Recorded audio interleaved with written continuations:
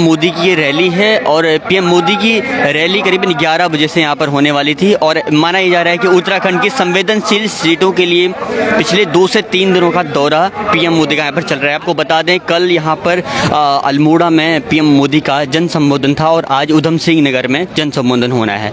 तो देखने वाली बात है कि काफ़ी बड़ा हुजूम यहाँ पर उमड़ा हुआ है। हालांकि ये संवेदनशील सीट भी मानी जा रही थी भाजपा के लिए, क्योंकि भाजपा कार्यकर्ता राजकुमार ठुकराल को इस बार यहाँ से टिकट न मिलने के कारण कहीं ना कहीं विपक्षी दलों को फायदा ज़्यादा हो रहा था, ये बताया जा रहा था। तो देश का एक ऐसा नेतृत्व करता आ रहा है जिसने देश में जो है सुरक्षा दी, देश में एक भयमुक्त माहौल दिया है। आज तक हमारे देश को ऐसा कभी नेतृत्व प्राप्त नहीं हुआ। तो क्या उम्मीदें कुछ लेकर आए हैं यहाँ पर? बड़े कहाँ से आए हैं, कितने दूर से आए हैं? मैं काशीपुर क्षेत्र से हूँ, वीरेंद्र चौहान एडवोकेट। और आशा ये है, आशा तो उस आदमी से कुछ मांगा जाना चाहिए जो ना देता हो।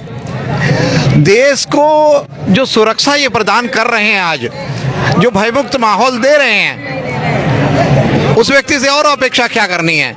जब हमारा देश सुरक्षित रहेगा तो हमारा परिवार सुरक्षित रहेगा, जब हमारा परिवार सुरक्षित रहेगा तो हमारी जनसंपत्ति सुरक्षित रहेगी। तो उससे और हमें क्या चाहिए।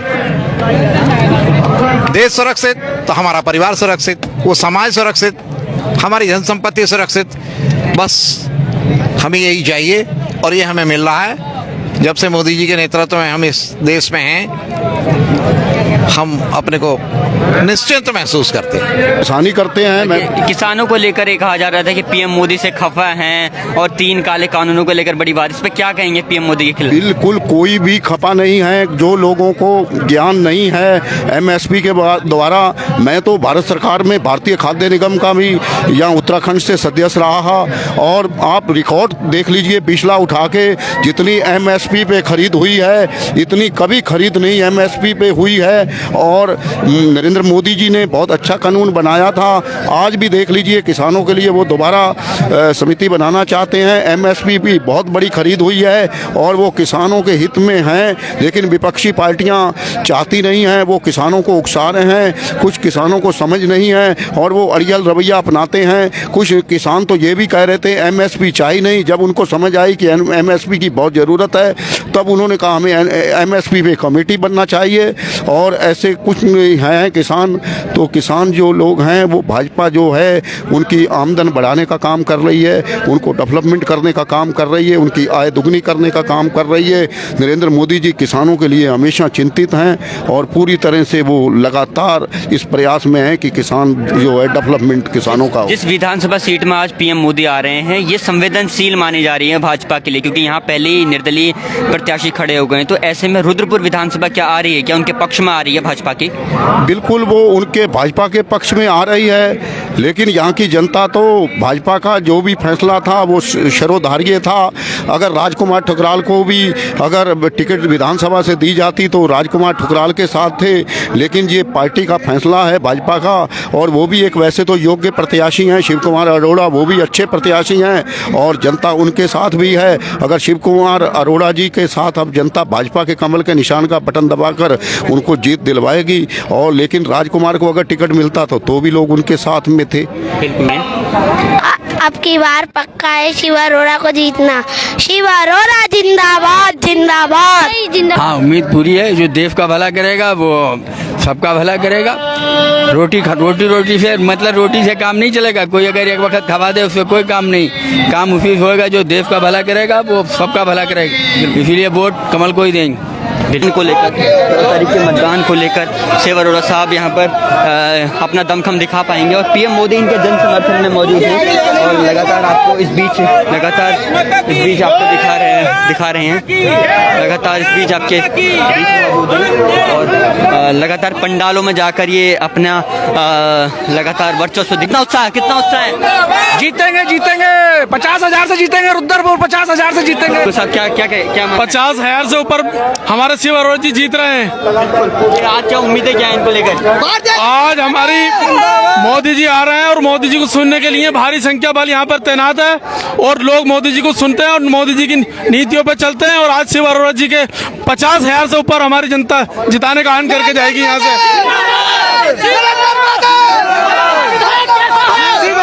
आज लेकर जिंदाबाद मोदी जिंदाबाद। जिता रहे हो रुद्रपुर में? बिल्कुल फुल बहुमत से पूरे मोहम्मद से।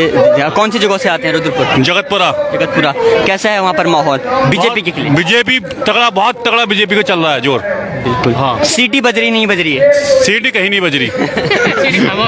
इस बार हालांकि कीचड़ जरूर बना दिया गया है, इस बार कमल खिला रहे हैं। कमल खिला रहे हैं, कमल जिंदाबाद जिंदाबाद। तो लगातार जन समर्थन काफ़ी मात्रा में देखने को मिल रहा है। जायज़ सी बात है कि मोदी आ रहे हैं और ले चलते हैं आपको। कमल खिला रहे हो लेकिन कमल तो कीचड़ में होता है ना। लेकिन चलिए कोई नहीं। तो जन समर्थन काफ़ी मात्रा में देखने को मिलेगा। एक और जन समर्थक हमारे बीच में मौजूद है, बताइए। हाँ जी, हमारा मोदी जिंदाबाद जिंदाबाद जिंदाबाद। हमारा मोदी जिंदाबाद। कमल का फूल थाली में। कमल खिला रहे हैं, फूल खिलेगा पूरे भारत में। अच्छा, सीटी को लेकर क्या कहते हो? सीटी को क्या है, सीटी अब काम नहीं कर रही, अब तक कमल का फूल काम कर रही है।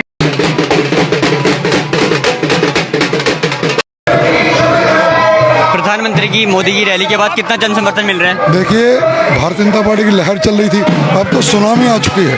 सारे विपक्षी दल और विपक्षी प्रत्याशी बह चुके हैं, अब कुछ भी नहीं बचा, केवल कमल का फूल और बहुत बहुत शुभकामनाएं। एक बार फिर आपको बता दूं कि ये भाजपा के प्रत्याशी थे शिव अरोड़ा और प्रधानमंत्री नरेंद्र मोदी की रैली के बाद काफ़ी जन समर्थन की ये बात कर रहे हैं। और हमने कोशिश की कि हम तीनों प्रत्याशियों से मिलें। शर्मा जी हमारे बीच में मौजूद हैं और लगातार प्रचार के अंतिम अवस्था में हैं। आज 6 बजे तक प्रचार हैं।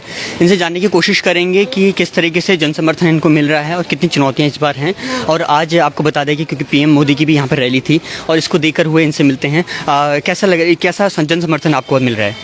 देखिए, आज हमको मुख्य बाज़ार में हमारे सम्मानित व्यापारियों से समर्थन मांगना था और उस समय मैंने हर दुकान पर जाकर आशीर्वाद मांगना था, लेकिन अपार जन समर्थन की वजह से मैं दूर से ही प्रणाम करके सबसे समर्थन मांगा है। और जिस तरह से अपार भीड़ थी, चाहे व्यापारियों की हो, चाहे रुद्रपुर शहर की हो, चाहे ग्रामीण क्षेत्र की हो, चाहे हमारे सभी सम्मानित कार्यकर्ता थे, उनके अंदर अपार जोश दिखने को मिला। और उससे निश्चित लगता है कि यहाँ पर कांग्रेस के पक्ष में भारी रुझान है और यहाँ से कांग्रेस का प्रत्याशी जीत के जाएगा। आप ही की विधानसभा में आज पीएम मोदी की रैली थी, इस अब कितनी चुनौती मान रहे हैं इसको आज के बाद? देखिए, जो कुछ वर्ष पहले वैसे तो वो हमारे रुद्रपुर में आए हैं, प्रधानमंत्री हैं, मैं उनका स्वागत करती हूँ। पर जो आज से 7 वर्ष पहले जो सर चढ़कर जादू बोलता था, ऐसा कुछ भी नहीं है। क्योंकि पहले जो लुभावने वादे हुए थे, महंगाई कम करने का, रोज़गार देने का, किसानों को खुशहाल रखने का, महिलाओं को सुरक्षित रखने का, काला धन वापस लाने का, हर एक के खाते में 15 लाख जितने पैसे आ जाएंगे, ये सारे जो वादे थे वो धराशायी हो गए हैं। और महंगाई से कमर तोड़ दी है, ऊपर से कोरोना महामारी ने कमर तोड़ दी है। और अभी रुद्रपुर विधानसभा में जो बाढ़ आई थी, उससे और कमर टूट गई है। व्यापारी त्रस्त है, आम जनमानस त्रस्त है।